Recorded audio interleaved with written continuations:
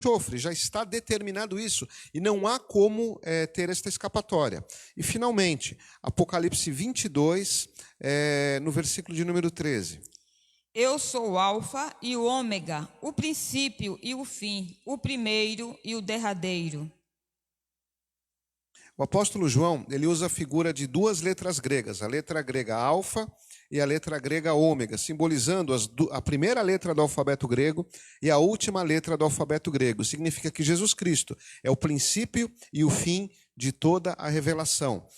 Note que nesses versículos de Apocalipse, ao mesmo tempo que está exaltando a vitória do Senhor Jesus Cristo, e a vitória de Cristo é a vitória da igreja, também está consignada de forma muito clara a derrota definitiva de Satanás. Essa derrota, ela se dará em dois estágios. Quando Cristo volta para o governo milenial, após os 7 anos da grande tribulação, Satanás ele será preso e ficará preso durante 1000 anos, que os 1000 anos decorrem do reinado de Cristo sobre a terra. No final destes 1000 anos, Satanás ele será solto por um determinado período de tempo e sairá a enganar as nações. E no final deste período, ele será definitivamente preso, julgado e lançado no lago que arde fogo e enxofre. Então são estes os versículos que dão uma ideia geral do panorama que o Senhor tem traçado para a sua igreja. A igreja ela é vitoriosa. Por maiores que sejam as perseguições e as necessidades, o Senhor ele tem cuidado dos seus. Amém? Vamos para a próxima página. Deixa eu fazer um agradecimento especial, irmãos, para a nossa diaconisa Laide. Ela tem me auxiliado nessa última lição. E eu gostaria de agradecer publicamente, viu, Alaide? Obrigado pelo seu auxílio. Deus te abençoe em nome de Jesus. Vamos lá para a introdução. A igreja foi destinada por Deus para vencer. A Bíblia nos mostra que todas as forças e potestades que se levantaram e se levantam contra elas serão destruídas pelo Rei dos Reis e Senhor dos Senhores. Para participarmos desta vitória final, nós precisamos estar em comunhão com Cristo. Como Jesus em breve voltará, então busque ter uma vida irrepreensível diante daquele que tem todo o poder nos céus e na terra. Nós já vimos que muitas das profecias foram cumpridas. As profecias que dizem respeito à providência de Deus sobre um Salvador. As profecias que disseram respeito ao nascimento de Jesus. As profecias que disseram respeito à sua morte vicária expiatória na cruz do Calvário. As profecias que dizem respeito à ressurreição de Cristo. E as profecias que dizem respeito à sua ascensão aos céus. Todas elas se cumpriram. O que está faltando são as profecias concernentes ao seu retorno. Então, tão certo como ele veio, tão certo como ele morreu, tão certo como ele ressuscitou e tão certo como ele foi levado de volta aos céus, é certo também que o Senhor ele voltará. E quando ele voltar, ele virá nos buscar. Portanto, meus irmãos, nestes dias de dificuldade, nestes dias em que nós somos assolados de uma forma muito cruel pelos ataques do inimigo, nós tenhamos em mente que nós precisamos estar em comunhão com o Senhor. Nós precisamos ter uma vida santa e irrepreensível, porque sem santidade ninguém subirá ao Senhor. Quando nestes textos fala-se a respeito de potestades, essa expressão, principados e potestades, ela se refere aos anjos e demônios. Então, dependendo do contexto que você faz a leitura na Bíblia Sagrada, essas potestades podem ser tantas as potestades do exército celestial, quanto as potestades dos anjos caídos, que fazem parte da hierarquia do exército de Satanás. Ponto primeiro. Pode ir para o próximo quadro, Meli. As aflições experimentadas pela igreja. Então a igreja ela não está isenta de passar por tribulação aqui na terra. Nós cremos, e nós vamos verificar mais à frente, que a igreja ela ficará livre de um período determinado, conhecido como grande tribulação. Mas as tribulações, a igreja ela tem enfrentado ao longo dos séculos. Então, ponto primeiro, aflições e gemidos. As aflições do tempo presente, aquilo que a igreja passa neste determinado período. Afirma o apóstolo Paulo que as aflições deste tempo presente não são para comparar com a glória em que nós há de ser revelada. Paulo diz isso em Romanos capítulo 8, no versículo 18. Isso significa que apesar das cruéis perseguições, a igreja tem triunfado. As portas do inferno não podem prevalecer contra ela. Quando Jesus Cristo ele reúne os discípulos e questiona os discípulos perguntando: quem o povo diz que eu sou? E os discípulos respondem: uns dizem que tu és Elias, outros dizem que tu és um dos profetas. E Jesus ele questiona os discípulos dizendo: e vocês, quem dizem que eu sou? E Pedro diz: tu és Cristo, o Filho do Deus vivo. E Jesus ele lança uma promessa. Note, Jesus Cristo não está dizendo que a igreja é firmada na pessoa de Pedro. Ele faz um jogo de palavras com duas expressões, Petro e Petrus, pequena pedra e grande pedra. O que fundamenta a igreja é a fé da declaração de Pedro: tu és o Cristo, o Filho do Deus vivo. E ele faz uma promessa que as portas do inferno, elas não prevaleceriam contra a igreja. De todos aqueles discípulos que estavam com o Senhor Jesus, todos foram martirizados com exceção de João. E a igreja ela não morreu com a morte dos apóstolos. Ela continua. Então, Paulo diz lá em Romanos que as aflições que a igreja passou não é nada, e não foram poucas as perseguições que acontecem até os dias de hoje. Ela não pode ser comparada com aquilo que está preparado para todos nós lá na eternidade. Louvado seja o nome do Senhor. E o segundo ponto, o gemido da criação da igreja. Toda a criação geme, e nós também esperando a adoção, a saber, a redenção do nosso corpo. Paulo também diz isso em Romanos capítulo 8, no verso 22 e 23. Todo esse gemer é resultado da tragédia do pecado. O gemido da igreja cessará quando Jesus vier buscá-la, segundo a 1 Tessalonicenses, capítulo 4, verso 16 e 18. Já vamos deixar esse texto preparado para a leitura. Você crê no arrebatamento da igreja? Nós temos uma esperança na vida futura. O apóstolo Paulo diz que se nós tivermos esperança só nesta vida, nós somos o mais miserável dos homens. Você pode dizer Maranata, que é uma expressão grega que significa ora vem, Senhor Jesus? Então a verdade é que nós cremos que o Senhor Jesus, ele virá buscar a sua igreja. Antes de nós entrarmos na leitura de 1 Tessalonicenses, veja, quando o apóstolo Paulo diz em Romanos 8, do 22 ao 23, sobre toda a criação geme, ele está falando, na verdade, sobre 3 gemidos. O gemido da criação, que é o versículo 22, o gemido dos crentes, no versículo de número 23, e o gemido do Espírito Santo, no versículo de número 26. Então, em Romanos, no capítulo 8, do versículo 22 ao versículo 26, o apóstolo Paulo faz menção a 3 gemidos: gemido da criação, gemido dos crentes e gemido do Espírito Santo. E a razão desse gemido é porque toda a criação ela foi transtornada por causa do pecado. Inclusive a natureza. Toda a criação, inclusive a natureza, ela tornou-se sujeita ao sofrimento e à catástrofe por causa do pecado. Então, quando Deus cria o homem, ele dá o senhorio de toda a criação a Adão e a Eva no paraíso. Quando Adão e Eva caem, Gênesis no capítulo 3, tudo aquilo que estava sobre o domínio do homem passou para o domínio de Satanás. Então, além do homem ser perturbado pelo pecado, e esse é o gemido do corpo do homem, o gemido do ser humano, a criação também geme. Se não houvesse entrado o pecado no mundo, não teríamos catástrofes naturais como terremotos, como pandemias, como tudo isso que assola a humanidade. Então, no final dos tempos, não somente o homem será restaurado ao seu corpo incorruptível após a primeira ressurreição. Nós estamos falando dos salvos. Mas a própria criação, ela será recriada porque a primeira criação foi danificada por causa do pecado. E como que isso acontecerá? Existirá um tempo em que a igreja ela será retirada da terra, porque o juízo de Deus será derramado sobre a humanidade. Vamos fazer a leitura deste texto, que é um texto muito famoso, 1 Tessalonicenses, capítulo 4, o verso 16, 17 e 18. Pode ler, irmã Meli. Porque o mesmo Senhor descerá do céu com alarido e com voz de arcanjo, e com a trombeta de Deus.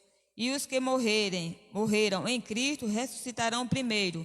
Depois nós, os que ficarmos vivos, seremos arrebatados juntamente com eles nas nuvens, a encontrar o Senhor nos ares, e assim estaremos sempre com o Senhor. Portanto, consolai-vos uns aos outros com estas palavras. Amém. Então, como que nós cremos que as coisas se sucederão? A igreja, ela crê, pelo menos a grande maioria das igrejas pentecostais, entre as quais a Assembleia de Deus Missão Torre Forte, crê numa doutrina a respeito das coisas futuras que fala a respeito do arrebatamento pré-milenial. Como que as coisas acontecerão? Quando Jesus Cristo ele voltar à Terra, essa volta será feita em 2 estágios. O primeiro estágio, invisível aos olhos do mundo. E é justamente este texto que foi lido pela irmã Meli. A igreja será arrebatada, ou seja, ela encontrará Cristo nos ares. Essa volta será invisível à humanidade. Note, irmãos, existe uma ordem, existe pontos específicos a respeito da revelação. E aí eu vou pedir para também a irmã fazer a leitura de 2 Tessalonicenses, não está no texto, Meli, é um apontamento que eu fiz à parte. 2 Tessalonicenses, você pode abrir também na sua casa, 2 Tessalonicenses no capítulo de número 2. E lê para nós o versículo de número 3. Ninguém de maneira alguma vos engane, porque não será assim, sem que antes venha a apostasia e se manifeste o homem do pecado, o filho da perdição. Muito bem. Então, muitos têm questionado o fato de que a igreja será arrebatada com base em um versículo isolado, que é o versículo de número 3.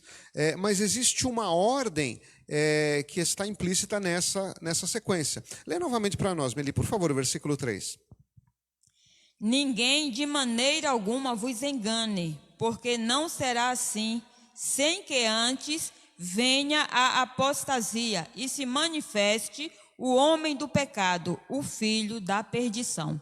Veja bem, então são 3 estágios que o apóstolo Paulo está dizendo, e ele está confirmando aquilo que está escrito em 1 Tessalonicenses. Ele não poderia dizer de forma diferente o que está acontecendo em 1 Tessalonicenses e de forma contraditória em 2 Tessalonicenses. A ordem é a seguinte: em primeiro lugar virá a apostasia.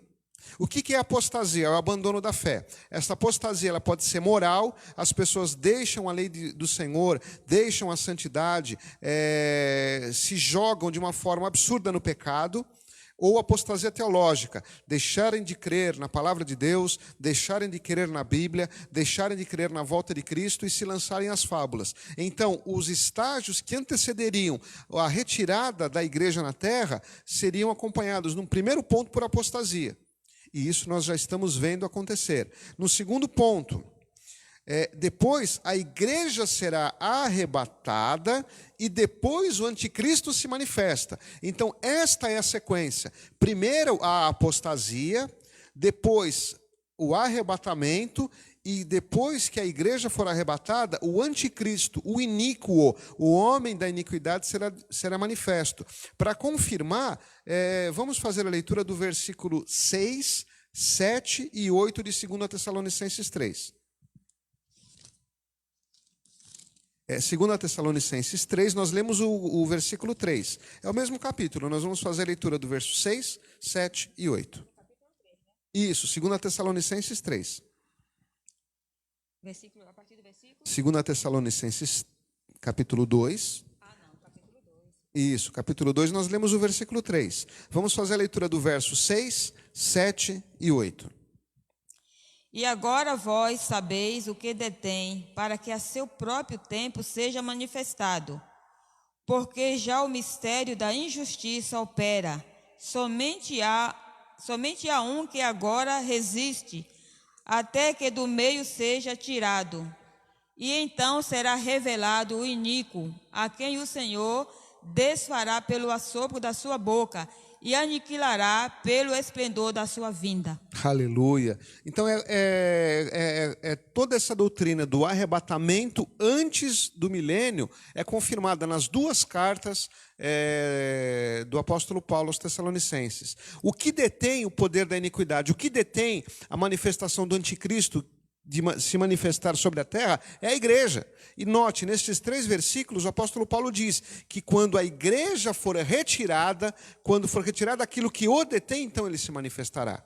Então, irmãos, por isso que nós fazemos menção de dizer: a igreja ela não está destinada à ira do Senhor. A igreja ela está destinada a ser preservada sobre este tempo que haverá de vir sobre a terra. Nós estamos passando num momento muito delicado, de doenças, de pandemia, de crise econômica, e também, infelizmente, aqui no Brasil se avizinha uma crise política de proporções nada desprezíveis. Mas nada disso é comparado aos anos da tribulação. A grande tribulação é um período de 7 anos, onde a igreja já estará preservada na glória, e durante a segunda metade deste período, ou seja, durante 3 anos e meio, haverá um sofrimento de tal maneira sobre a terra, que os homens pedirão a morte e não encontrarão. Fique firme com o Senhor, para que Ele venha a preservar a sua igreja, e que neste dia glorioso, você suba e você esteja na glória, preservada de todas essas coisas, em nome de Jesus. Vamos para o próximo quadro. O ponto C, o gemido do Espírito Santo. O Espírito Santo também geme, ajudando-nos em nossas fraquezas. Porque não sabemos o que havemos de pedir como convém, mas o mesmo Espírito intercede por nós com gemidos inexprimíveis. Paulo diz isso em Romanos capítulo 8, no versículo 26. O que seria da nossa vida se não tivéssemos a ajuda e a intercessão do Espírito Santo? Não obstante as nossas fraquezas, o Senhor nos dará a vitória final. Vamos fazer a leitura de João, capítulo 14, verso 16, e na sequência, Apocalipse, capítulo 3, versículo 8. Então, nenhum de nós, nenhum cristão está sozinho. Ainda que nós estejamos cercados de inimigos, ainda que nós estejamos sozinhos na nossa casa, no meio da nossa família, ainda que nós estejamos caminhando de uma forma solitária no meio da humanidade, nós temos alguém que está conosco. Essa é a promessa do Senhor no Evangelho de João, no capítulo 14, no versículo 16. E eu rogarei ao Pai, e Ele vos dará outro Consolador, para que fique convosco para sempre. Jesus ele estava se despedindo dos seus discípulos no Evangelho de João, no capítulo 14. E ele diz a respeito do outro Consolador. Note, Jesus Cristo é aquele que está intercedendo por nós lá no céu. E quando ele foi, ele envia o Espírito Santo para que seja o nosso Consolador aqui na terra. Então, nós não somos solitários. Ainda que muitas vezes, quando nós dobramos os nossos joelhos em oração, muitas vezes nós entramos na presença de Deus e nós não temos sequer palavras. E neste momento é que o Espírito Santo ele intercede por nós. Então nós temos sempre o auxílio poderoso do Espírito Santo em todas as nossas vicissitudes, em todas as nossas necessidades aqui na terra. Para confirmar, vamos fazer a leitura do versículo 8, do capítulo 3 do livro do Apocalipse. Apocalipse 3, 8. Eu sei as tuas obras. Eis que diante de ti pus uma porta aberta, e ninguém a pode fechar. Tendo pouca força, guardaste a minha palavra, e não negaste o meu nome. Veja só, é a 6ª carta, das 7 cartas que o Senhor Jesus dita a João na ilha de Patmos, esta é a 6ª carta à igreja de Filadélfia.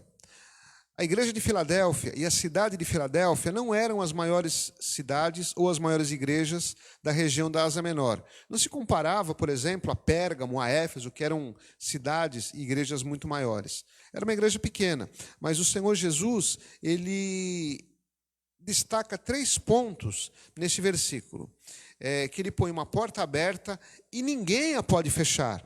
É o Senhor que abre as portas para a igreja evangelizar. É o Senhor que abre as portas da oportunidade para que a igreja ela faça a sua missão e cumpra a grande comissão em Mateus 28, 19. Ide por todo mundo, pregai e ensinai a todas as nações, batizando-as em nome do Pai, do Filho e do Espírito Santo. Veja, as igrejas estão fechadas. Nós não podemos ter cultos presenciais, mas mesmo assim, a igreja ela continua proclamando a palavra da verdade através dos meios disponíveis. Jesus Cristo diz isso para a igreja de Filadélfia: eu pus diante de você uma porta, e a porta que o Senhor abre, ninguém pode fechar, mediante duas condições. Tendo pouca força, guardaste a minha palavra e não negaste o meu nome. Ou seja, a força da igreja não está na nossa condição financeira. A força da igreja não está na antiguidade da igreja, no tamanho da denominação, do status do líder ou em qualquer outra menção. A força humana. A força da igreja está na fidelidade do Senhor a ela. Jesus Cristo ele está dizendo que aquela igreja tinha pouca força, mas mesmo com pouca força, ele tinha aberto uma porta, a porta da vitória, a porta da evangelização, a porta do escape. E ele diz também, por que estas coisas acontecem? Porque eles guardaram a minha palavra. Irmãos, nestes tempos, é importante que a igreja guarde a palavra da verdade. Muitos ministérios têm abandonado a exposição das Escrituras. Muitos ministérios não têm mais um culto de ensino para ensinar os crentes. Muitos ministérios abandonaram a escola bíblica dominical. Só fazem cultos temáticos, culto da vitória, culto dos empresários. Irmãos, o que fundamenta o crente na verdade é o estudo da Bíblia, é o estudo da verdade. O Senhor Jesus diz isso à igreja de Filadélfia: vocês têm pouca força, mas vocês guardaram a minha palavra, vocês foram fiéis. E vocês não negaram o meu nome. Quando você lê a Bíblia, quando você estuda a Bíblia, quando a igreja ensina a Bíblia, então você não apostata da fé, você não deixa a verdade por tudo aquilo que o inimigo tem tentado seduzir a humanidade lá fora, porque você sabe da onde vem a tua força e aonde está a sua raiz. Louvado seja o nome do Senhor. Então nós temos um motivo muito grande para louvarmos a Deus. E por isso que Paulo ele coloca lá em Romanos o primeiro versículo que nós lemos, que foi o Cântico da Vitória. Pode passar para o próximo quadro, Meli, por gentileza? É o ponto 2 da lição. O Cântico da Vitória da igreja. Primeiro ponto, tenha uma convicção: Deus é por nós. Paulo indaga de modo incisivo: se Deus é por nós, quem será contra nós? Romanos 8:31. O sentido da frase leva-nos a entender que a intenção do apóstolo era afirmar que, se Deus é por nós, quem haverá de prevalecer contra nós? Nossa vitória está em nos mantermos submissos a Deus e submissos à sua palavra. Ou seja, se nós estivermos em fidelidade, em obediência a Deus, em obediência à sua palavra, então, por mais que o inimigo tente, por mais que o inimigo considere a possibilidade de desviar-nos da verdade, então ele não vai prevalecer contra a igreja, porque Satanás ele não pode prevalecer contra a palavra do Senhor. E o ponto 2, Deus nos justifica, ele nos declara justos. Se formos injustamente acusados, Deus haverá de nos justificar. Vamos fazer a leitura dos versículos 33 e 34 do capítulo 8 de Romanos. É a sequência. Quem tentará acusação contra os escolhidos de Deus? É Deus quem os justifica. Quem os condenará? Pois é Cristo que morreu, ou antes quem ressuscitou dentre os mortos, o qual está à direita de Deus e também intercede por nós. Amém. Então, quando nós somos acusados injustamente, e frequentemente isso tem acontecido, Daniel foi acusado injustamente por inveja, e por causa dessa acusação ele foi lançado na cova dos leões. Quando Neemias ele veio para restabelecer e restaurar os muros de Jerusalém, sempre houveram os Sambalate e os Tobias impedindo a obra. Quando Jesus estava realizando o seu ministério terreno, os fariseus e os saduceus acusaram Jesus de ter realizado milagres pelo poder do diabo. A igreja sempre passou por acusações, mas note, essas acusações elas não têm validade diante de Deus. No texto, os inimigos do evangelho estão sempre levantando acusações contra nós. Elas, porém, não têm o menor valor, pois quem nos justifica é Deus. Jesus ressuscitou para estar conosco. E então quem nos condenará? O fecho de todo este processo é o versículo 1 do mesmo capítulo 8 de Romanos, quando o apóstolo Paulo diz que nenhuma condenação há para aqueles que estão em Cristo Jesus. Irmãos, ainda que muitos países e muitas nações tenham leis que proíbem a pregação do evangelho, importa que nós estejamos no mesmo espírito que houve com os apóstolos, quando eles foram admoestados lá em Atos, a não falarem do Senhor Jesus. Nós temos uma autoridade maior, que é a autoridade do Senhor Jesus, e esta autoridade se sobrepõe à autoridade do mundo. Então, se existem leis que proíbem que Bíblias sejam enviadas aos países, existe uma lei que diz: maior é aquele que está em nós do que aquele que está no mundo. Se existem leis que proíbem a pregação do Evangelho, então nós temos que fazer valer a grande comissão. Maior é a vontade de Deus do que a vontade dos homens. Portanto, nenhuma condenação há para aqueles que estão em Cristo Jesus. Curioso que quando nós falamos de acusação, nós nos lembramos do acusador. Satanás é o grande acusador. E nós vemos isso de uma forma muito clara no livro de Jó, quando ele é levado diante de Deus, e Deus chama a atenção para a fidelidade de Jó. E Satanás acusa Jó de adorar a Deus por causa que Deus estava abençoando a Jó. E Deus permite que Jó passe por um processo terrível nas mãos de Satanás. Mas no final, nenhuma das acusações de Satanás se sustentou. Assim é com a vida de todo crente que é fiel a Deus e que é fiel às Escrituras. Nenhuma condenação paira sobre a nossa vida se nós formos fiéis ao Senhor. Pode passar para o próximo quadro? E se nenhuma acusação prevalece contra a vida dos cristãos, da mesma forma, apesar de todas as tribulações, nada pode nos separar do amor de Deus. Primeiro ponto: quem nos separará do amor de Cristo? Observemos dois motivos apresentados no texto bíblico. Primeiro, tribulação ou angústia. É motivo para o cristão deixar a Cristo? Jesus, em seu ministério terreno, advertiu: tenho-vos dito isso, para que em mim tenhais paz.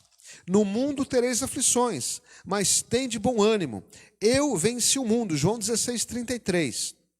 Tribulações são situações de inquietação ou de ansiedade, quando nós perdemos o controle da situação. Será que elas são determinantes para o crente fiel abandonar o amor de Deus? O apóstolo Paulo nos manda gloriarmos nas tribulações. Por quê?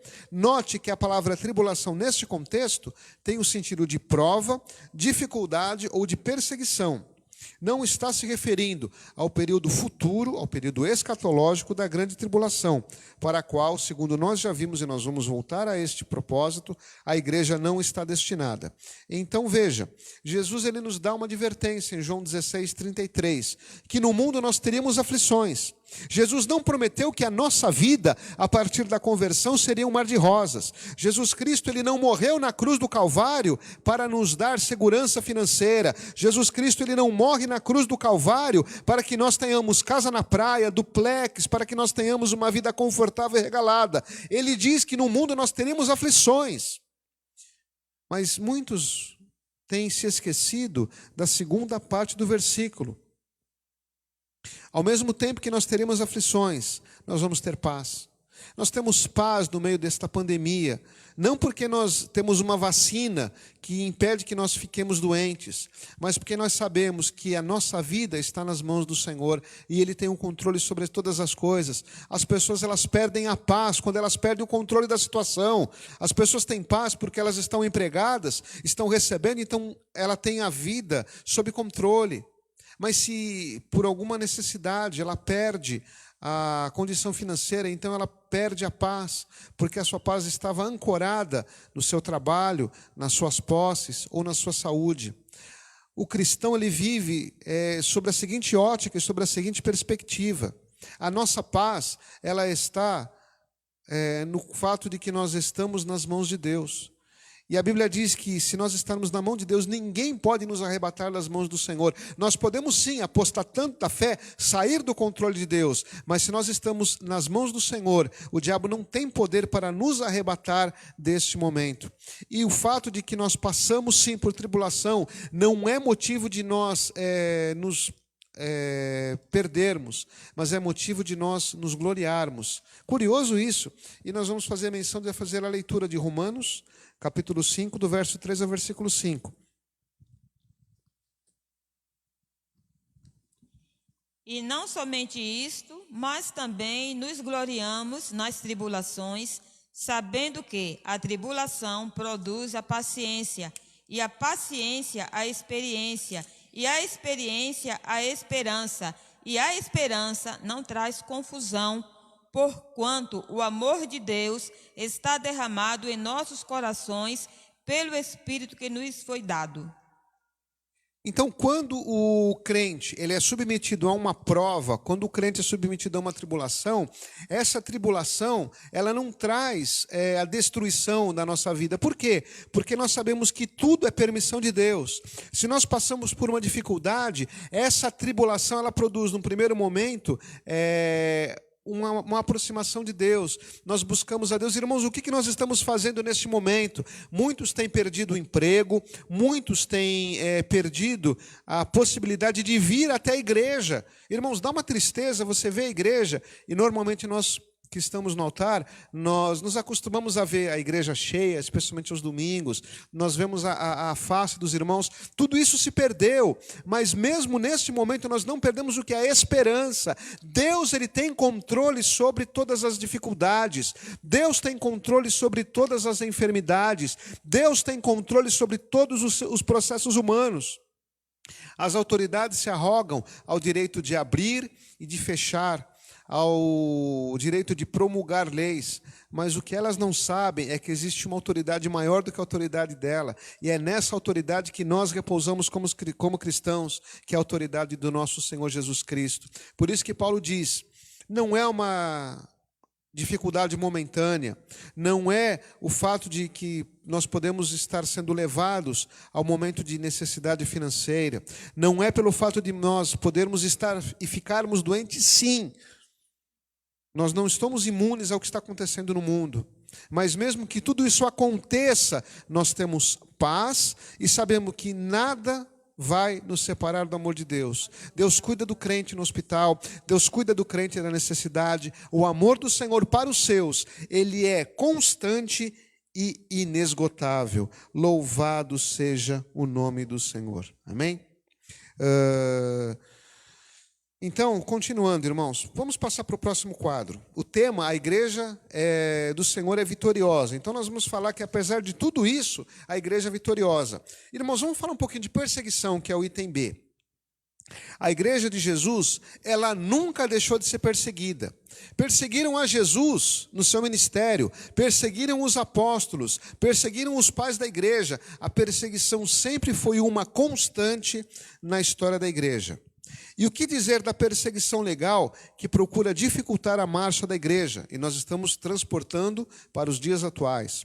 Ou das afrontas no campo da ética e da moralidade? Aliás, a igreja como coluna da firmeza e verdade, segundo o que Paulo diz em 1 Timóteo capítulo 3, versículo 15, jamais haverá de silenciar-se quanto à união abominável entre pessoas do mesmo sexo, que é condenada por Deus, e existem os versículos alencados, a prostituição tida como atividade profissional em alguns países, ao aborto provocado, à eutanásia e a outros crimes. A perseguição pode acentuar-se, mas as portas ou as forças do inferno, elas não prevalecerão. Veja, a igreja sempre viveu num contexto de perseguição e sempre viveu num contexto de pressão. A igreja, ela não pode se acomodar aos valores do mundo. Paulo diz para Timóteo, a igreja é coluna da firmeza e da verdade. Então a igreja deve dizer sim, que existe práticas na sociedade que são condenadas por Deus. Irmãos, o mesmo Deus que é amor, porque João 3,16 diz que Deus amou o mundo de tal maneira que deu seu Filho unigênito, para que todo aquele que nele crê não pereça, mas tenha vida eterna. A mesma Bíblia que diz que Deus é amor, Deus também é justiça e fogo consumidor. Irmãos, como que eu posso amar uma pessoa se eu vendo que esta pessoa está cometendo um pecado que vai levá-la à condenação, vai levá-la à separação eterna de Deus, vai levá-la ao inferno, e eu passar a mão na cabeça da pessoa? Nós não temos que lutar contra a carne, contra o sangue. A nossa luta não é contra a pessoa, o nosso ódio ou a nossa motivação não é contra a pessoa que está praticando o pecado, mas é contra o pecado em si. De todos esses versículos, eu quero resumir, e não está no texto, mas eu peço que os irmãos abram em 1 Coríntios, no capítulo de número 6, e nós faremos a leitura no versículo 9 e no versículo 10. Irmãos, a igreja não pode se acomodar. A igreja, ela não pode ser um departamento do Estado. Nós vivemos num tempo em que o Estado ele faz uma aliança com muitas igrejas apóstatas, igrejas que deixaram de dizer a verdade, igrejas que calaram a sua voz profética, porque estão sendo alimentados pela mão do Estado. Não foi isso que o Senhor Jesus disse, o Senhor Jesus Cristo disse, para que nós possamos ter uma voz profética, para, se necessário, se preciso for, irmos até as prisões para condenar as práticas do Estado. Veja, o que é uma prática abominável? O que são práticas condenáveis? E nós vamos fazer a leitura de 2 versículos. 1 aos Coríntios, capítulo 6, verso 9 e verso 10. Pode ler, irmã. Não Melissa. sabeis que os injustos não hão de herdar o reino de Deus? Não erreis, nem os devassos, nem os idólatras, nem os adúlteros, nem os efeminados, nem os sodomitas, nem os ladrões, nem os avarentos, nem os bêbados, nem os maldizentes, nem os roubadores herdarão o reino de Deus. Amém. Irmãos, nós queremos que todos se salvem. Nós queremos que todos sejam arrebatados naquele dia. Nós queremos que todos subam. Nós queremos que na glória todos nós possamos ver as nossas famílias, as pessoas que nós somos queridas. A palavra de Deus diz que o próprio Deus, ele não tem prazer na morte do ímpio. O prazer de Deus é que o ímpio se converta do seu mau caminho. Mas veja, se nós vivemos numa sociedade que exalta todos estes pontos, a sociedade ela deve ser acusada de afastar as pessoas de Deus. E a igreja tem sim o dever de pregar contra todas estas coisas. Nós não estamos pregando contra pessoas, nós estamos pregando de forma impessoal por princípios. A Bíblia é bem clara, que não herdam o reino de Deus aqueles que vivem na devassidão, aqueles que vivem na imoralidade sexual. Não herdam o reino de Deus aqueles que são idólatras. Irmãos, aquelas pessoas, por mais piedosas que sejam, que se ajoelham diante de uma imagem de escultura, que fazem de um pedaço de gesso, de um pedaço de madeira o seu Deus, elas estão condenadas, segundo a palavra do Senhor. As pessoas que vivem na prática do adultério, as pessoas que cometem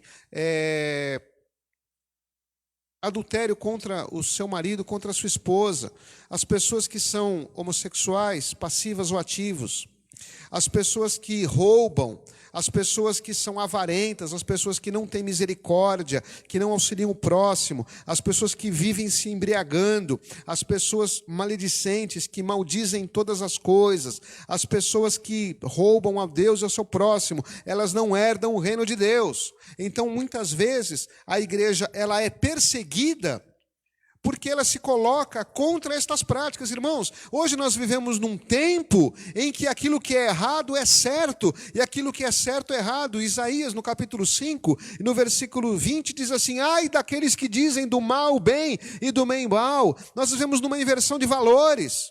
O que se é valorizado hoje é justamente isso que a Bíblia diz que é pecado. Se valoriza experiências sexuais absolutamente abomináveis diante de Deus. E aí, quando a igreja prega a santidade, quando a igreja prega a necessidade de pureza nas relações sexuais, quando a igreja prega, por exemplo, contra comportamentos sexuais absolutamente abomináveis, em muitos países, esta pregação tem levado igrejas a serem fechados e pastores a serem presos. Se os irmãos puderem, eu lembrei de 2 filmes que eu assisti, Deus Não Está Morto e Deus Não Está Morto 2, que fala que em muitas questões na vida civil, a sociedade tem que se colocar contra a igreja. Irmãos, ainda que nós tenhamos que pagar o preço, nós somos coluna da firmeza e da verdade. E não é essa perseguição que ocorre nessa sociedade pós-moderna que vai deter a marcha do Evangelho. Como nós frisamos ao longo desta lição, a igreja do Senhor Jesus, ela é vitoriosa.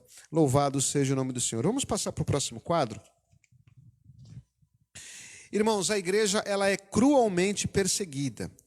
Veja, pesquisa diz que 100 milhões de cristãos sofrem perseguição.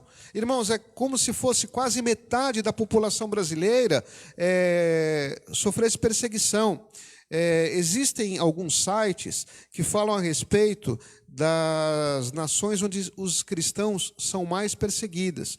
Eu fiz uma pesquisa ontem à noite, e as 10 nações onde os nossos irmãos sofrem mais perseguições. A nação onde os cristãos sofrem as piores perseguições, Coreia do Norte. A segunda nação, o Afeganistão. A terceira, a Somália, lá na África. Quarta, a Líbia, também um país africano. Quinto, o Paquistão, que é lá próximo da Índia. Sexto, a Eritreia, também na África. Sétimo, o Sudão, na África também, para baixo do Egito. Oitavo, o Iêmen, na África. Nono, o Irã. 10º, a Índia. E até nós vamos chegar à China, que tem também uma grande perseguição, que está na 23ª posição. Note, irmãos, nenhuma democracia do Ocidente está listada entre os 50 países onde mais os cristãos são perseguidos. Irmãos, os cristãos são perseguidos, via de regra, em ditaduras comunistas e em países de maioria muçulmana. Por quê? Porque tanto o comunismo quanto o islamismo não admitem outro Deus.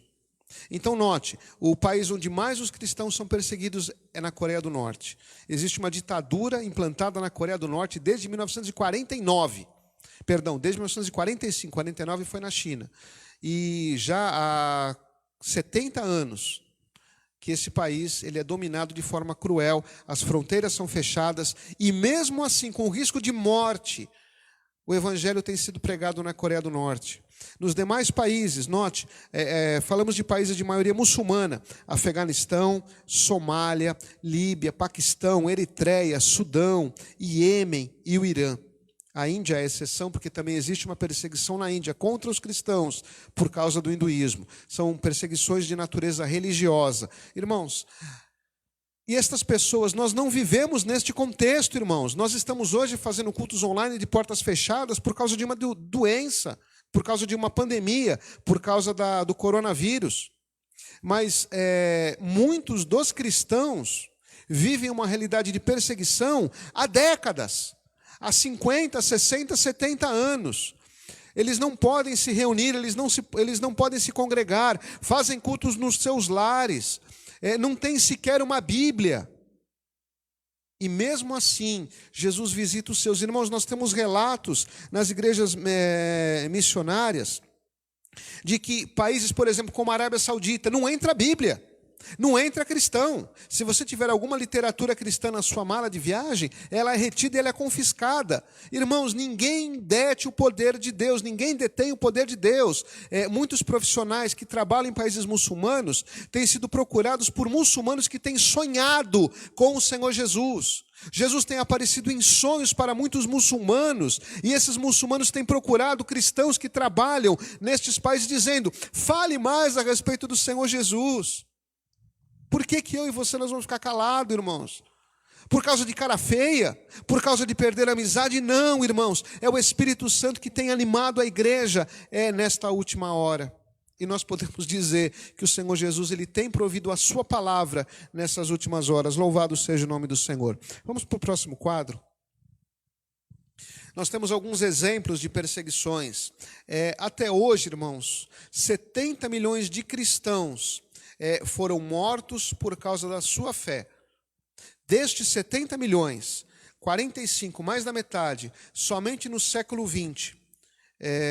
E nos últimos anos, 160 mil cristãos. Então, irmãos, desde Estevão, que foi o primeiro mártir da igreja, até hoje, estima-se que 70 milhões de cristãos foram mortos por causa da sua fé. Simplesmente porque confessaram ao Senhor Jesus Cristo.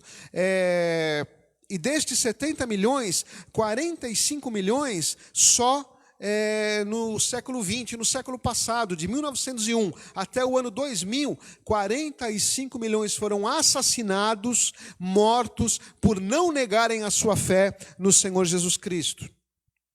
Nos dias de hoje, um cristão é assassinado a cada 5 minutos. Irmãos, se a escola dominical durar 1 hora são 60 minutos. Divida 60 por 5.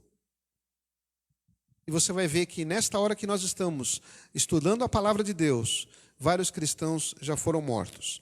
De cada 10 perseguições em países islâmicos, aliás, de cada 10 perseguidos nos países muçulmanos, 7 são cristãos. Irmãos, não se permite que se construam igrejas, não se permite que entrem com Bíblias. Em muitos países islâmicos existe a lei da Sharia, que é uma interpretação jurídica através do Alcorão.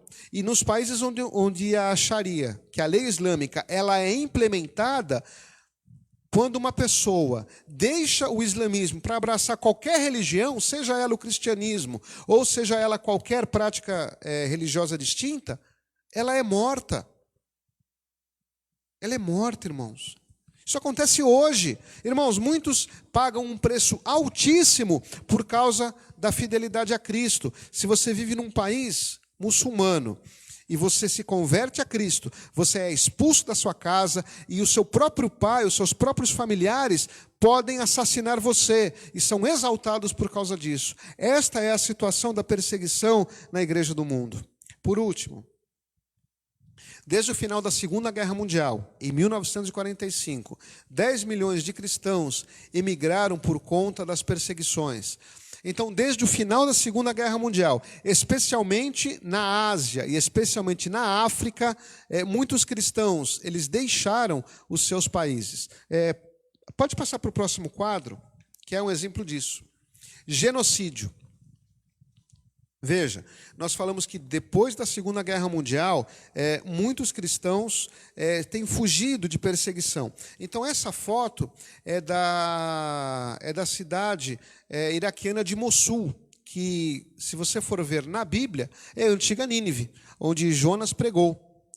Essa cidade de Mossul, ela sempre foi habitada por cristãos desde o primeiro século. E note, pela primeira vez desde o começo do cristianismo, há 2000 anos atrás, não existem cristãos na cidade de Mossul. O Estado Islâmico, que é uma organização muçulmana, terrorista, que tem assassinado, estuprado mulheres e colocado terror em todo o Levante, eles queimaram a catedral de Mossul, que tinha mais de 1.800 anos. Irmãos, eu sei que muitos dos irmãos têm levantado pelas madrugadas para orar. Nas nossas orações, nós não podemos nos esquecer de orar pelos nossos irmãos perseguidos. Com tudo isso, irmãos, eu ouso afirmar que a vitória, ela continua sendo da igreja. Vamos para o próximo quadro, que é o item 4.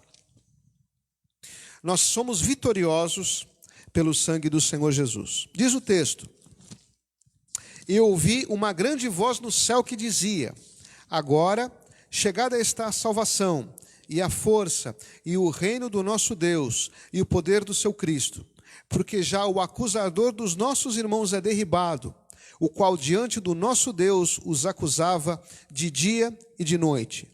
E eles o venceram pelo sangue do Cordeiro e pela palavra do seu testemunho, e não amaram a sua vida até a morte. João diz isso em Apocalipse, no capítulo 12, no verso 10 e no verso 11. O acusador, no caso, Satanás, o diabo, ele será aniquilado para todo sempre. O golpe fatal foi-lhe desferido por Jesus no Calvário. Nossa vitória, por conseguinte, é o resultado da sua morte e ressurreição. Ele é o único que pode garantir a vitória contra Satanás. Então, mais uma vez, nós voltamos a um texto que nós estamos lendo com muita frequência nesta aula. Romanos, capítulo 8. Vamos fazer a leitura do verso 34 até o versículo 39. Romanos, capítulo 8, do verso 34 ao verso de número 39. Pode ler, irmã Meli. Quem os condenará?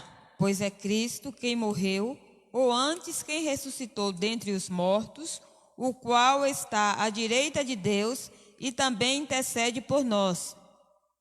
Quem nos separará do amor de Cristo? A tribulação? Ou a angústia? Ou a perseguição? Ou a fome? Ou a nudez? Ou o perigo? Ou a espada? Como está escrito, por amor de ti somos entregues à morte todo dia.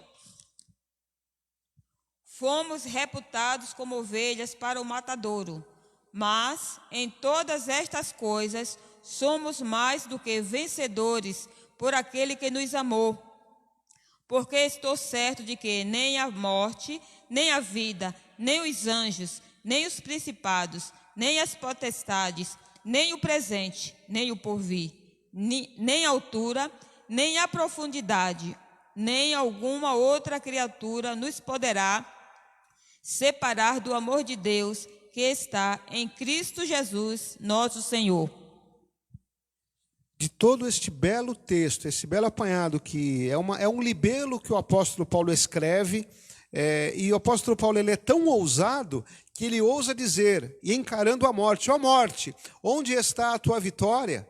Como eu já citei no início da aula, irmãos, o máximo que a morte pode fazer conosco, se nós não ficarmos vivos até a volta do Senhor Jesus, o máximo que a morte pode fazer conosco é nos entregar para Cristo.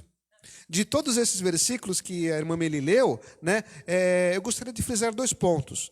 O primeiro ponto, irmãos, e isso, olha, é fundamental nós dizermos nesses dias. Nenhum cristão deve estranhar o fato de experimentar diversidade.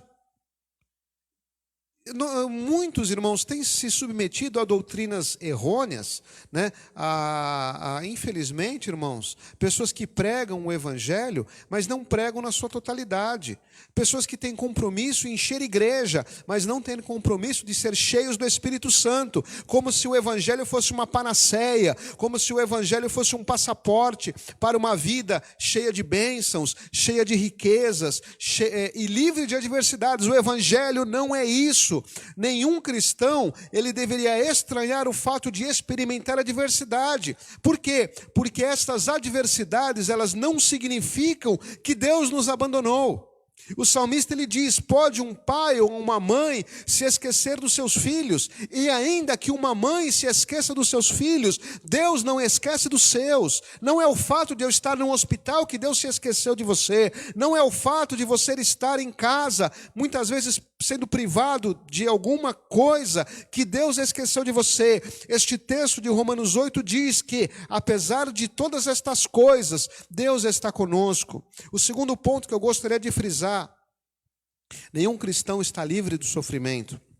E os nossos sofrimentos, eles nos abrem um caminho pelo qual nós experimentamos muito mais do amor e do consolo de Deus. Irmãos, é natural que nós não gostaríamos de passar por luta, por prova e por tribulação. Mas quando eu e você, nós somos submetidos à luta, à prova ou à tribulação, sabe o que acontece? Nós experimentamos mais do amor de Deus. Irmãos, existem testemunhos de missionários, nós estávamos no ponto anterior da lição, dizendo que essas pessoas que estão presos, eu ouvi o testemunho de uma adoradora do Senhor, lá da Eritreia, e ela foi presa, e ela foi levada, e ela viveu 6 meses dentro de um container. Irmãos, se você vive dentro de uma prisão, você ao menos tem as condições das paredes, da alvenaria, que trazem a você um certo conforto térmico. Essa irmã, que é da Eritreia, ela foi jogada num container.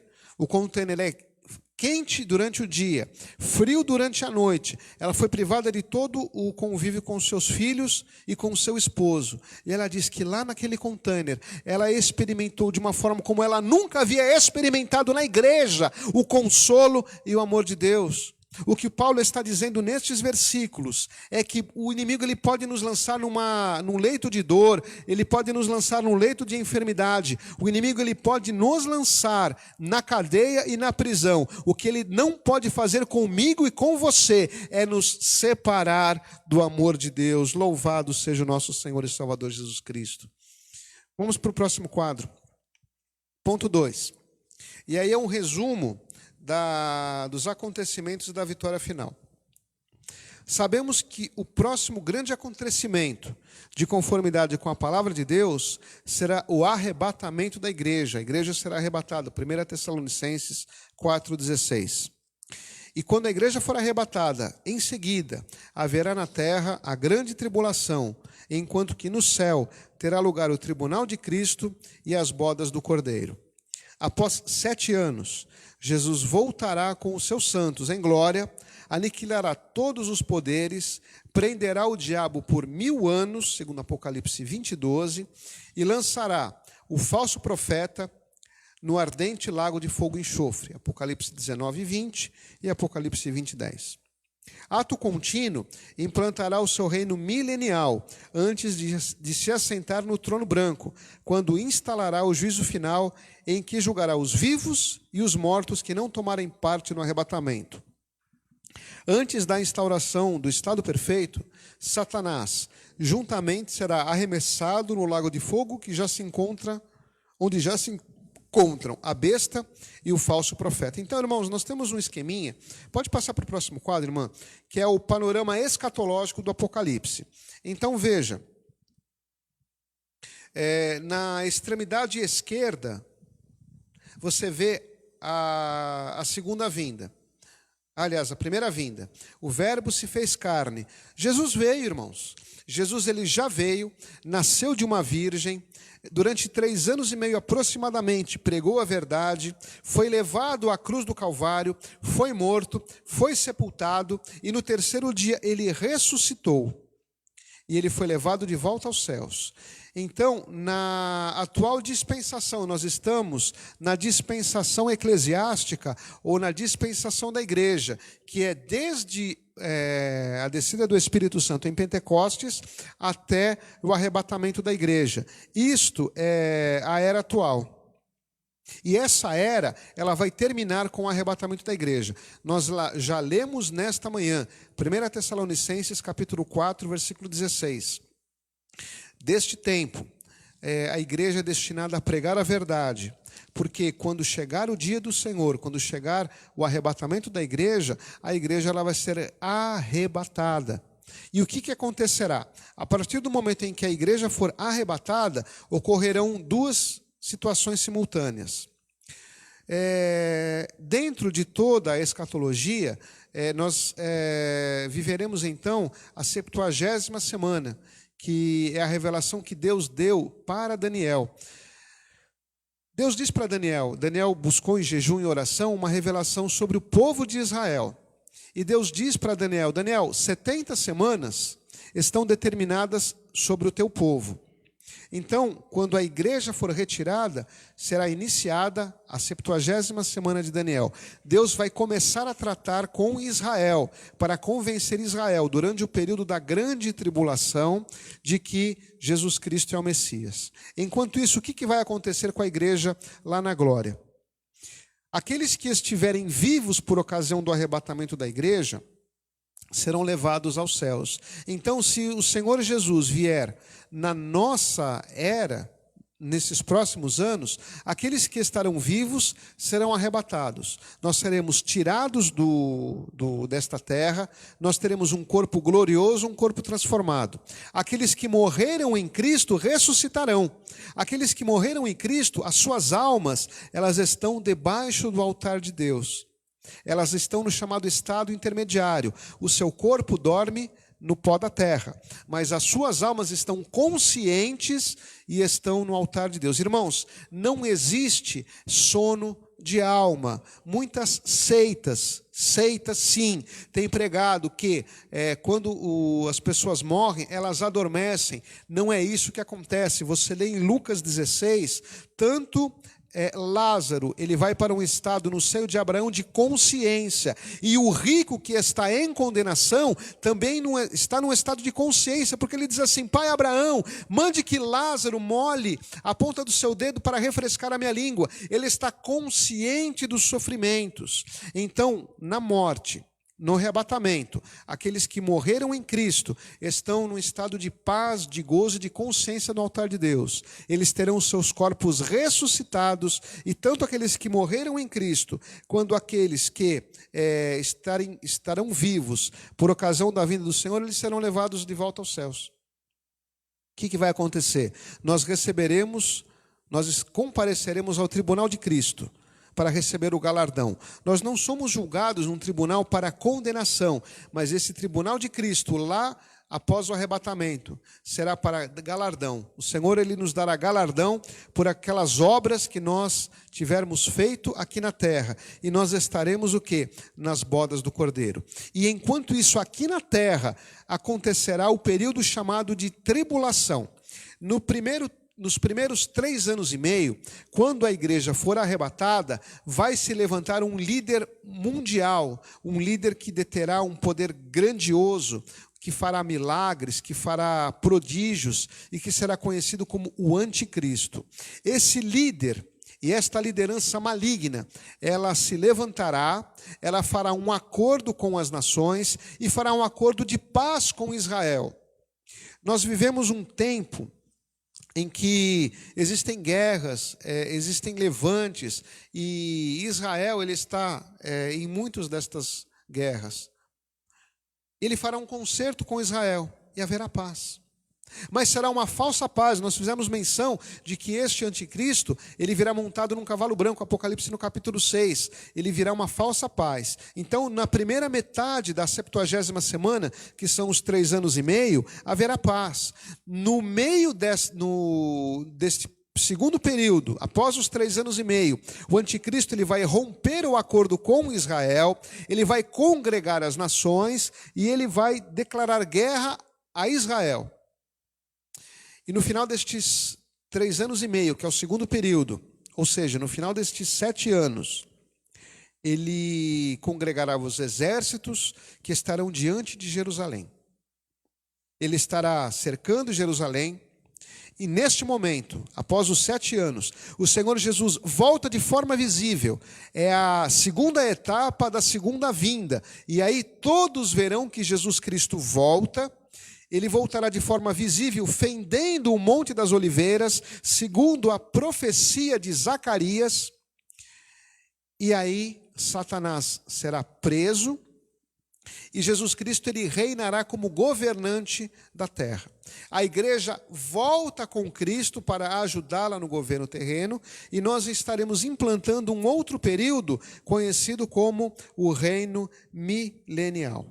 Nestes 1000 anos, o Senhor Jesus, ele governará a terra enquanto Satanás será amarrado. Então a igreja que foi arrebatada lá em 1 Tessalonicenses 4, que passou 7 anos guardada por Deus lá na glória, ela volta com Jesus Cristo no final destes 7 anos. Satanás ele é amarrado, os irmãos podem acompanhar a sequência toda no quadro. Satanás é amarrado, nós estamos no reino milenial. Cristo reina da terra com os remidos que governarão com ele. No final deste período, Satanás é solto, sairá para enganar as nações e se rebelará finalmente a última rebelião, a última revolta de Satanás. E nesse momento acontecerá o grande julgamento do trono branco. Fugirão os céus, fugirão a terra, haverá o juízo final, onde aqueles mortos que não ressuscitaram na primeira ressurreição, eles ressuscitarão para o juízo final, para serem julgados. E neste momento haverá esse grande julgamento e nós estaremos na consumação dos séculos. Cristo entrega toda a criação recriada, toda a criação que foi submetida ao pecado, toda a criação que foi dominada por Satanás, neste último julgamento, que é o julgamento final, o juízo final, que todas as coisas fugirão diante do grande trono branco, e aí se instaurará a eternidade perfeita. Então, esta é a sequência lógica de todos os acontecimentos. Nessa semana, nós fomos questionados a respeito de uma irmã que diz assim, que ela disse que a pandemia é um sinal de que a vinda de Jesus está próxima. E essa pessoa diz assim, mas já houveram outras pandemias. Já houve no início do século XX a gripe espanhola, já houve no século XIV a peste negra na Europa, que matou milhares de pessoas. E Jesus não voltou. Note, todos os eventos da volta de Cristo, eles não estão somente apoiados na questão de guerra. Se você ler Mateus 24, você vê que há guerras, rumores de guerras, pestes, terremotos e todo tipo de enfermidade. Deixa eu procurar o versículo correto. É Mateus, ou os versículos corretos, Mateus capítulo 24. Jesus fala a respeito do princípio das dores. Sermão profético, o princípio das dores. Jesus ele estava alertando os discípulos e existiam não um sinal, mas diversos sinais. Acautelai-vos de que ninguém nos engane. Nós estamos lendo Mateus, capítulo 24, o versículo 4. E aí ele dá uma sequência de sinais. No versículo 5, um dos sinais, muitos virão em meu nome, dizendo, eu sou Cristo, e enganarão a muitos. Então, um dos sinais de que a volta de Cristo está próxima, seria que muitos se nomearão o Messias.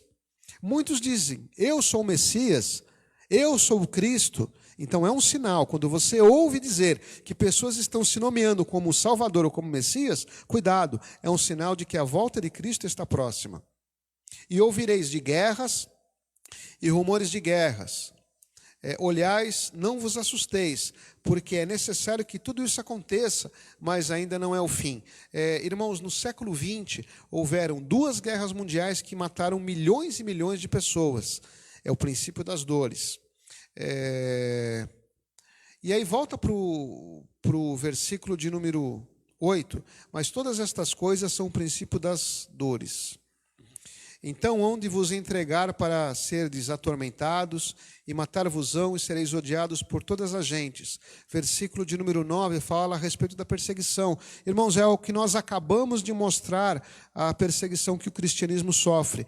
Quanto mais se aproxima o dia da volta de Cristo, mais se levanta a perseguição contra a igreja do Senhor. Então, são sinais. Versículo de número 11, surgirão muitos falsos profetas e enganarão a muitos. Falsas profecias. Quantas pessoas têm dito tantas besteiras? Irmãos, o nosso WhatsApp, as nossas redes sociais são inundados de falsas profecias. É um sinal evidente e claro da volta do Senhor Jesus Cristo. Versículo de número 12, e por se multiplicar a iniquidade, o amor de muitos esfriaria. Nós vivemos num tempo em que mães lançam seus filhos com um cordão umbilical em latas de lixo. Nós vemos mulheres que lutam para que o aborto, o assassinato de uma criança no ventre materno seja realizado. Irmãos, o esfriamento do amor é um sinal evidente e claro da volta de Cristo. Nós vemos que filhos não têm amor aos seus pais. Nós vemos que pais não têm amor aos seus filhos. Então, este esfriamento geral do amor é um sinal evidente da volta do Senhor Jesus. E, finalmente, no verso 14, e esse evangelho do reino será pregado em todo o mundo em testemunha a todas as gentes, e então virá o fim. Irmãos, não é um sinal, não é por causa da pandemia que nós cremos que o Senhor Jesus Cristo vem. É por causa da reunião de todos estes sinais. E também, um sinal que também eu gostaria de deixar, é a restauração de Israel. Para que o anticristo, ele congregue as nações contra Jerusalém, é necessário que Jerusalém esteja edificada, povoada e seja uma cidade de Israel. Israel foi restaurada como nação no ano de 1948. Os frutos da figueira estão florescendo. E é por uma reunião de todos estes sinais que nós cremos que a vinda do Senhor Jesus está próxima. Vamos para o item 3. Nós já estamos no final. A igreja no perfeito estado eterno. Então, voltando à escatologia, finalmente Jesus implantará o perfeito estado eterno, em que reinará paz e justiça para sempre. Diz João: eu vi um novo céu e uma nova terra, porque já o primeiro céu e a primeira terra passaram, e o mar já não existe. E eu, João, vi a santa cidade, a nova Jerusalém, que de Deus descia do céu, adereçada como uma esposa ataviada para o seu marido.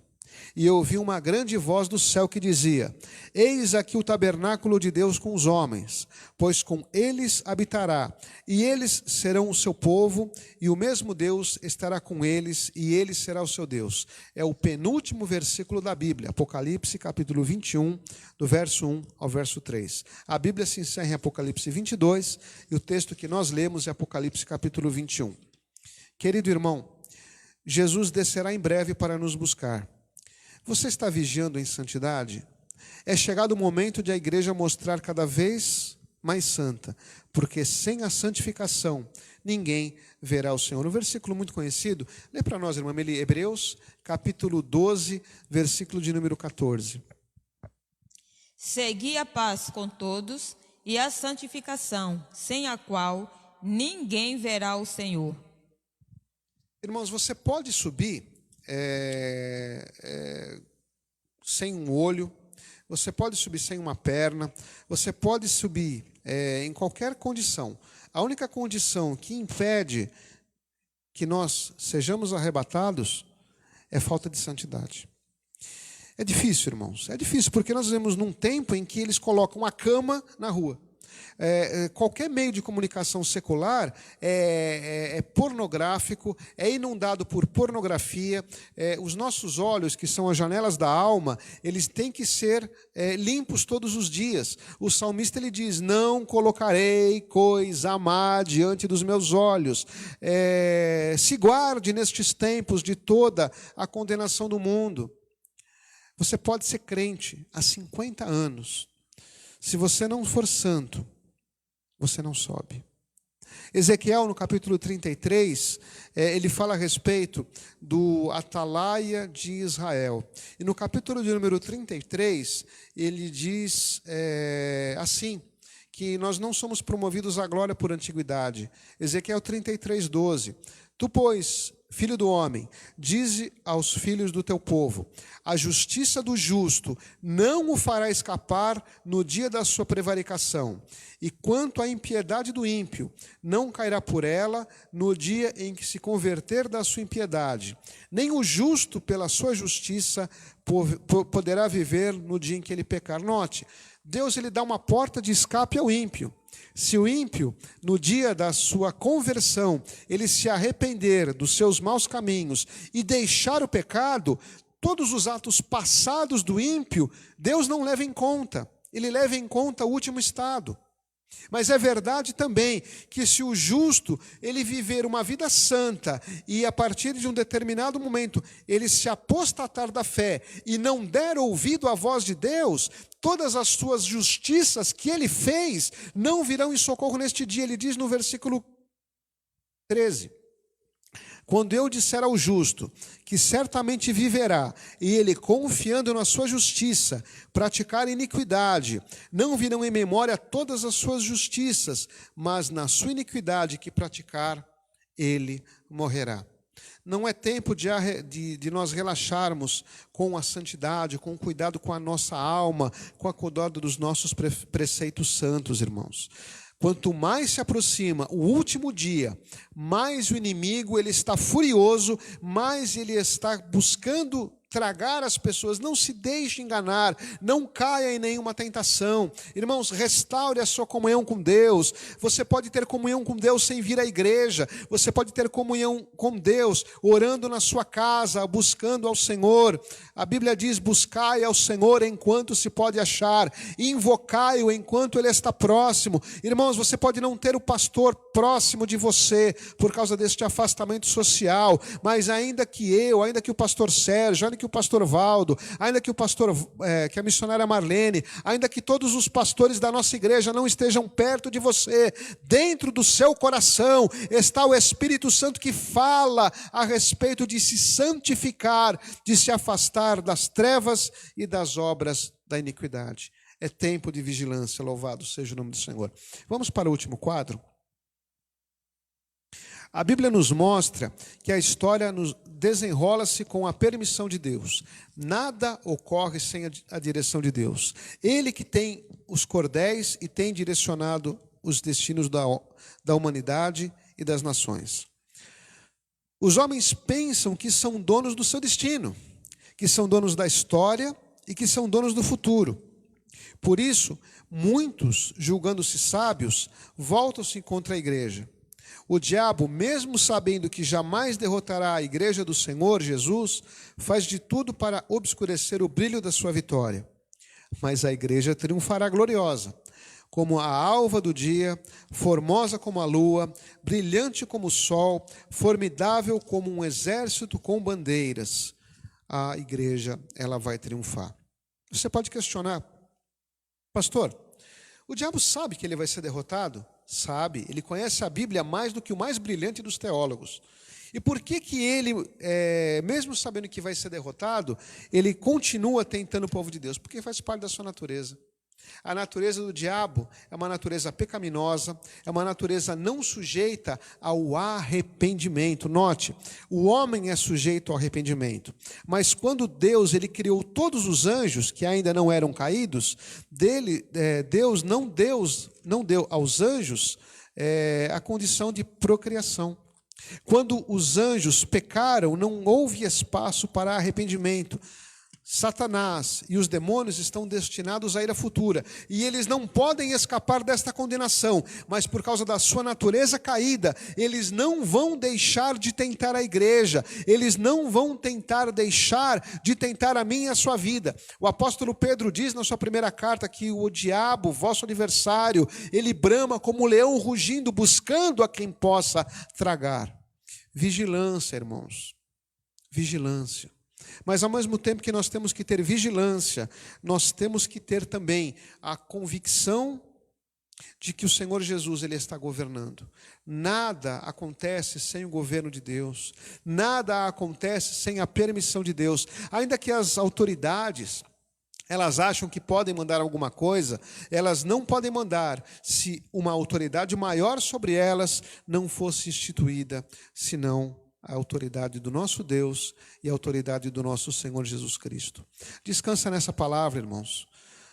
Os dias são maus, mas breve vem aquele dia em que eu e você, nós não estaremos sujeitos a nenhuma pandemia, porque no céu, da mesma forma como não entra pecado, não entra nenhuma enfermidade. Não entra nenhuma mancha, não entra nenhuma dor. Breve virá o dia em que a igreja do Senhor nos céus, ela será arrebatada. Nós estaremos face a face com Cristo e Ele enxugará dos nossos olhos toda lágrima, porque todas estas coisas já serão passadas. Me permita fazer uma oração por você nesta manhã.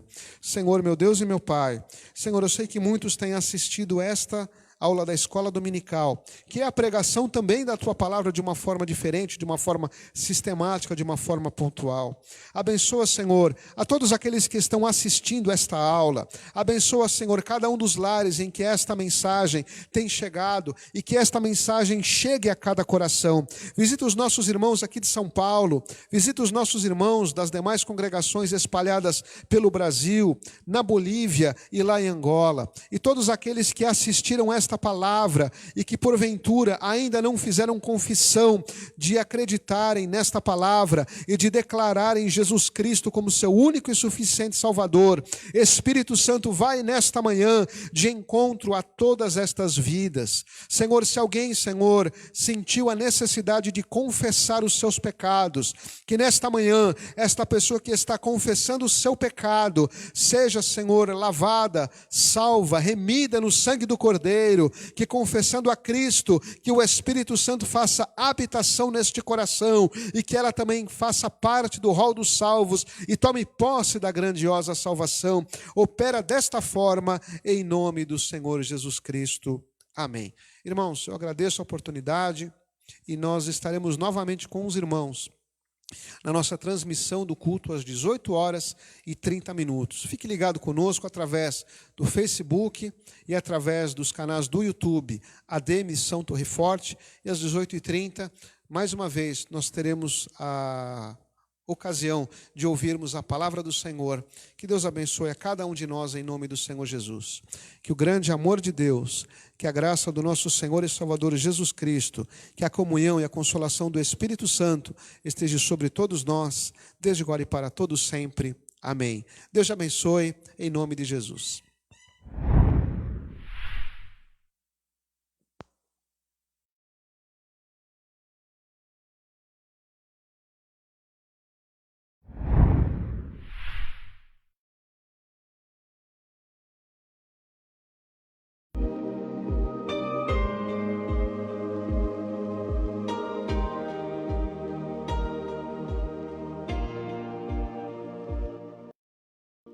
Hebreus capítulo 11 e o verso 9. Pela fé habitou na terra da promessa, como em terra alheia, morando em cabanas com Isaque e Jacó, herdeiros com ele da mesma promessa. Que Deus abençoe, a paz do Senhor Jesus Cristo. Um forte abraço. Salmo de número 57, versículo 1 diz: Tem misericórdia de mim, ó Deus. Tem misericórdia de mim, porque a minha alma confia em ti, e à sombra das tuas asas me abrigo, até que passem as calamidades. Davi passou por muita situação difícil, meus irmãos, perseguição, lutas, dificuldades até chegar no reino. Meu irmão, minha irmã, nós também passamos por dificuldades, e aqui estamos passando nesse momento de grande tribulação que o mundo está passando. Qual é a solução? A solução é confiar em Deus, se abrigar debaixo das suas asas, porque Ele é o nosso refúgio e fortaleza e socorro bem presente na hora da angústia. Aquele que habita no esconderijo do Altíssimo, à sombra do Onipotente, descansará. Direi do Senhor, Ele é o meu Deus, o meu refúgio, a minha fortaleza, e nele confiarei. Porque Ele te livrará do laço do passarinheiro e da peste perniciosa.